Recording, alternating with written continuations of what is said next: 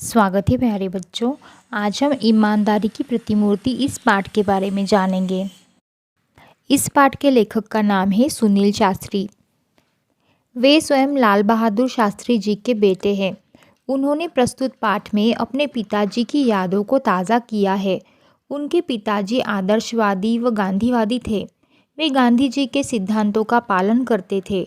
सादा जीवन उच्च विचार, यही उनके जीवन का वचन था। प्रधानमंत्री बनने के बावजूद भी उन्होंने अपनी सादगी एवं ईमानदारी को जीवित रखा। वे स्वभाव से नम्र थे। उनके व्यक्तित्व में आकर्षकता थी। वे सामने वाले पर अपने विचारों का प्रभाव निर्माण करते थे। उन्होंने अपने दोनों बेटे अनिल व सुनील को अच्छे संस्कार दिए। वे बहुत ही संवेदनशील थे। दूसरों की मजबूरी उनसे देखी नहीं जाती थी। इसीलिए वे अपनी पत्नी से गहने मांगते हैं ताकि गरीब लोगों के घर में चूल्हा जल सके। लेखक ने इस पाठ में अपने पिता के साथ बिताए हुए पलों को हसीन कहा है, क्योंकि उनके पिता ने उनके व्यक्तित्व को सजाया संवारा है। अपने बच्चों से नादानी होने पर वे स्वयं इम्पाला गाड़ी के पेट्रोल का किराया देने के लिए तैयार होते हैं। वे खादी के कपड़े फटने के बाद भी पहनते हैं। इन छोटे छोटे प्रसंगों के द्वारा लेखक ने पाठकों के सामने अपने पिताजी में निहित मानवीय गुणों के दर्शन करवाए हैं। तो चलो बच्चों, पाठ की शुरुआत करते हैं। यहाँ पर लेखक कहते हैं, हमने अपने जीवन में बाबूजी के रहते अभाव नहीं देखा। उनके न रहने के बाद जो कुछ मुझ पर बीता वह एक दूसरी तरह का अभाव था कि मुझे बैंक में नौकरी करनी पड़ी। लेकिन उससे पूर्व बाबूजी के रहते मैं जब जन्मा था तब वे उत्तर प्रदेश में पुलिस मंत्री थे। उस समय गृह मंत्री को पुलिस मंत्री कहा जाता था।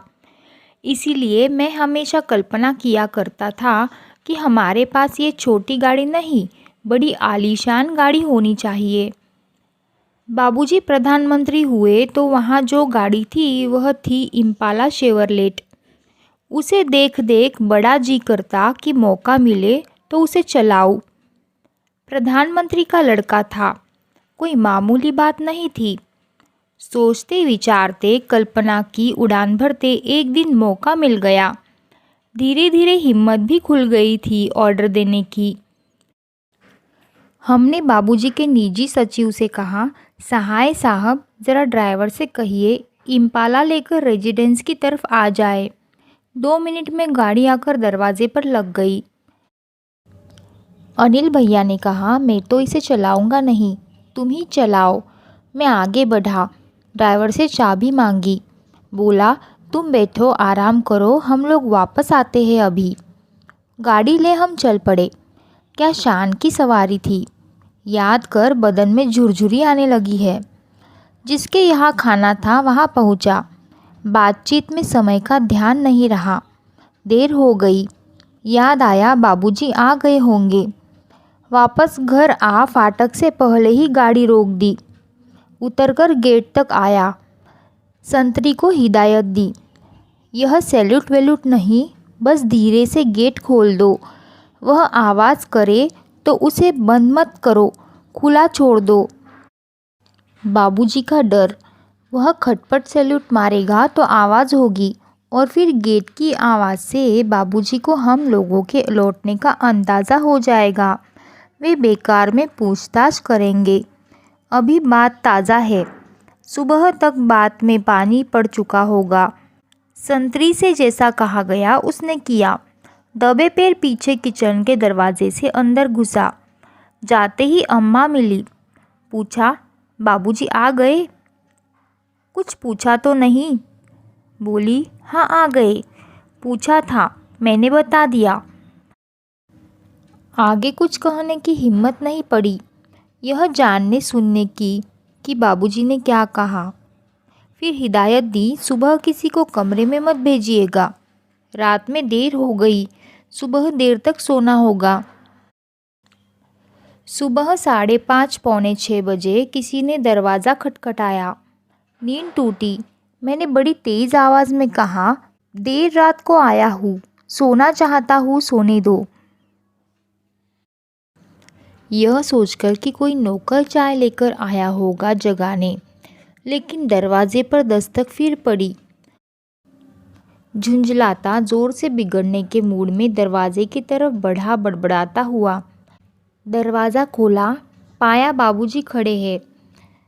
हमें कुछ न सूझा, माफ़ी मांगी, बेध्यानी में बात कह गया हूँ।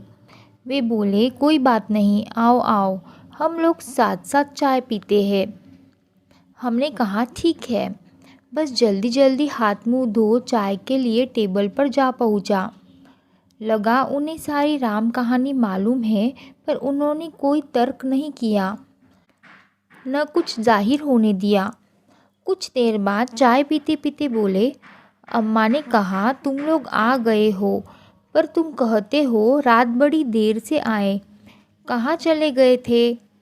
जवाब दिया, हाँ बाबूजी, एक जगह खाने पर चले गए थे। उन्होंने आगे प्रश्न किया, लेकिन खाने पर गए तो कैसे? जब मैं आया तो फिएट गाड़ी गेट पर खड़ी थी। गए कैसे?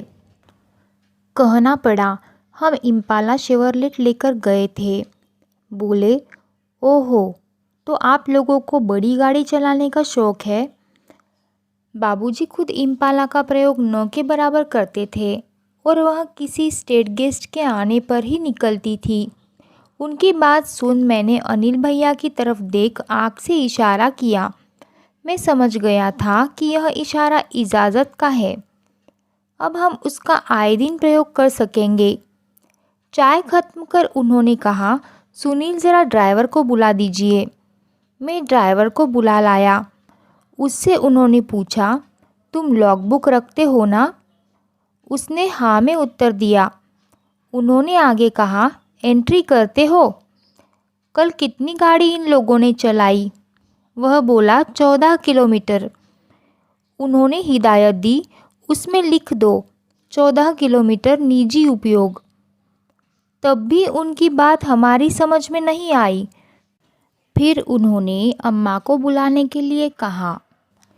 अम्मा जी के आने पर बोले, सहाय साहब से कहना 60 पैसे प्रति किलोमीटर के हिसाब से पैसे जमा करवा दे। इतना जो उनका कहना था कि हम और अनिल भैया वहाँ रुक नहीं सके। जो रुलाई छूटी तो वह कमरे में भागकर पहुँचने के बाद भी काफ़ी देर तक बंद नहीं हुई। दोनों ही जन देर तक फूट फूट कर रोते रहे। आपसे यह बात शान के तहत नहीं कह रहा, पर इसीलिए कि ये बातें अब हमारे लिए आदर्श बन गई है। सक्रिय राजनीति में आने पर सरकारी पद पाने के बाद क्या उसका दुरुपयोग करने की हिम्मत मुझ में हो सकती है? आप ही सोचें। मेरे बच्चे कहते हैं कि पापा आप हमें साइकिल से भेजते हैं, पानी बरसने पर रिक्शे से स्कूल भेजते हैं, पर कितने ही दूसरे लोगों के लड़के सरकारी गाड़ी से आते हैं। वे छोटे हैं, उन्हें कलेजा चीरकर नहीं बता सकता। समझाने की कोशिश करता हूँ। जानता हूँ मेरा यह समझाना कितना कठिन है, फिर भी समय होने पर कभी कभी अपनी गाड़ी से छोड़ देता हूँ। अपना सरकारी ओहदा छोड़कर आया हूँ और आपके साथ यह सब फिर जिक्र कर तनिक ताज़ा और नया महसूस करना चाहता हूँ। कोशिश करता हूँ नींव को पुनः संजोना संवारना, कि मेरे मन का महल आज के इस तूफ़ानी झंझावत में खड़ा रह सके।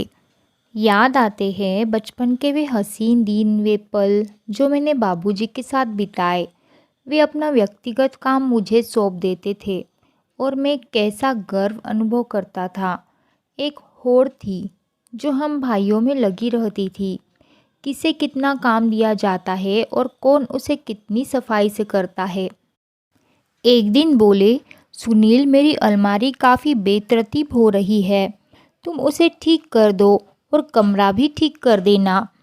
मैंने स्कूल से लौटकर वह सब कर डाला। दूसरे दिन मैं स्कूल जाने के लिए तैयार हो रहा था कि बाबूजी ने मुझे बुलाया। पूछा, तुमने सब कुछ बहुत ठीक कर दिया। मैं बहुत खुश हूँ, पर वे मेरे कुर्ते कहाँ है?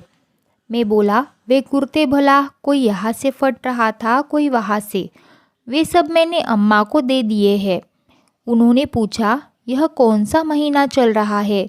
मैंने जवाब दिया, अक्टूबर का अंतिम सप्ताह।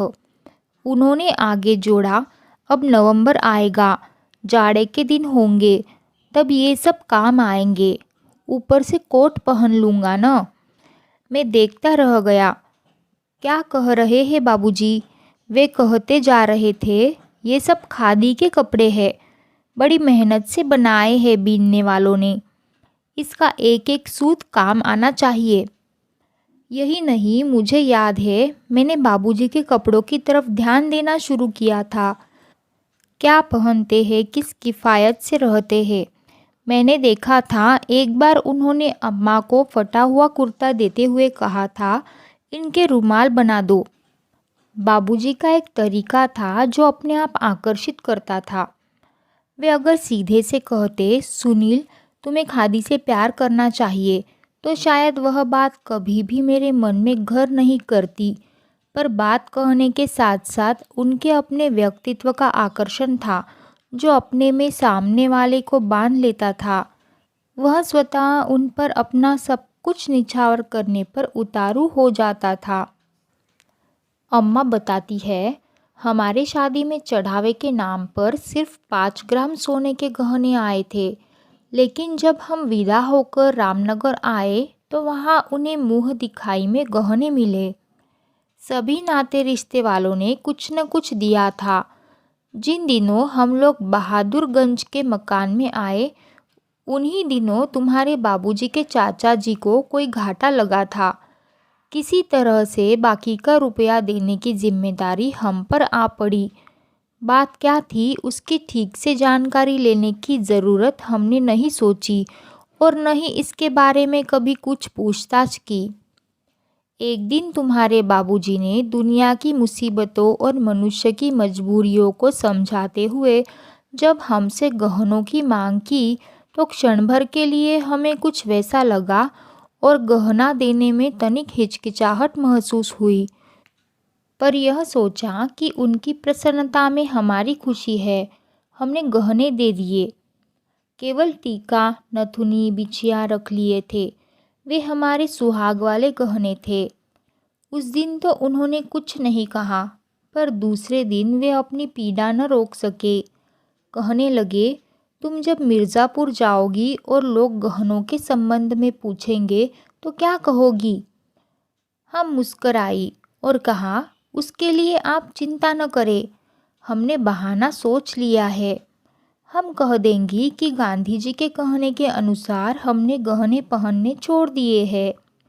इस पर कोई भी शंका नहीं करेगा। तुम्हारे बाबूजी तनिक देर चुप रहे, फिर बोले, तुम्हें यहाँ बहुत तकलीफ़ है, इसे मैं अच्छी तरह समझता हूँ। तुम्हारा विवाह बहुत अच्छे सुखी परिवार में हो सकता था, लेकिन अब जैसा है वैसा है। तुम्हें आराम देना तो दूर रहा, तुम्हारे बदन के भी सारे गहने उतरवा लिए।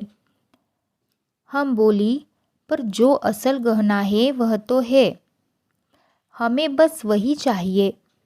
आप उन गहनों की चिंता न करें, समय आ जाने पर फिर बन जाएंगे। सदा ऐसे ही दिन थोड़े रहेंगे, दुख सुख तो सदा ही लगा रहता है। तो बच्चों, यह पाठ यही समाप्त होता है। अब इस पाठ में के जो महत्वपूर्ण शब्दार्थ है वह देख लेते हैं। प्रतिमूर्ति, प्रतिरूप, अभाव, किसी चीज़ का न होना यानी कि कमी। रेजिडेंस, निवास स्थान। हिदायत, सलाह या निर्देश। झुंझलाना, चिढ़ना या क्रोधित होना। इम्पाला शेवरलेट, महंगी ब्रांड की आलीशान गाड़ी। रुलाई यानी कि रोना। दस्तक, दरवाजे पर आवाज़ करने की क्रिया। इजाज़त, आज्ञा, स्वीकृति। बेतरतीब, अस्त व्यस्त, बिखरा हुआ। किफ़ायत, मितव्यय। संतरी, पहरेदार। अब बच्चों मुहावरे देखते हैं। फूट फूट कर रोना, ज़ोर ज़ोर से रोना। देखते रह जाना, आश्चर्यचकित होना। दस्तक देना, दरवाज़ा खटखटाना। यह वीडियो देखने के लिए सभी का बहुत बहुत धन्यवाद। अगर यह वीडियो आपको हेल्पफुल लगी तो इस चैनल को ज़रूर सब्सक्राइब करें और नई वीडियोस की नोटिफिकेशन पाने के लिए साथ में जो बेल आइकॉन दिया है उसे प्रेस करना ना भूलें।